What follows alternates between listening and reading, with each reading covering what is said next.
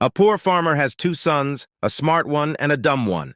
One day he goes to his smart son and he tell him, "Bring this duck to the market and sell it for $5. If you sell for any extra, go ahead and take that to the whorehouse on your way back home." So the son goes to the market with the duck, manages to sell it for $7, and promptly goes to the whorehouse and spends the extra $2 he had earned and gets home by the end of the day. About a month later, the farmer needs a few extra bucks, so he decides to use the same plan with his sons.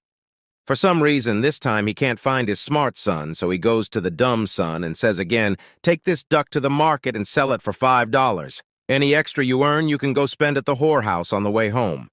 The dumb son leaves carrying the duck, but after getting a couple miles out, he gets horny and forgets what he was sent to do, so he turns the truck straight to the whorehouse. Upon arrival, the lady running the place asks him how he expects to pay, and he says, "Well, I got this duck."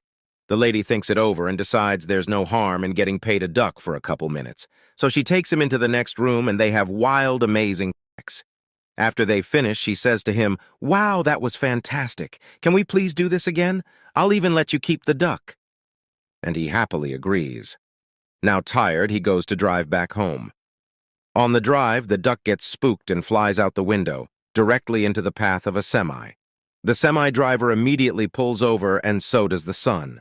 The driver says, "Oh my God, I'm so sorry I killed your duck. It all happened in a flash. Please take $15 for your troubles." And the son happily agrees and goes on his way. Once he arrives home, his father asks him how much money he got. The son proudly empties his pocket and shows his father the 15 big ones.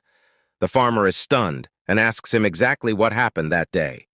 The son says, "Well, I got a fuck for a duck for a fuck, and $15 for a fucked up duck."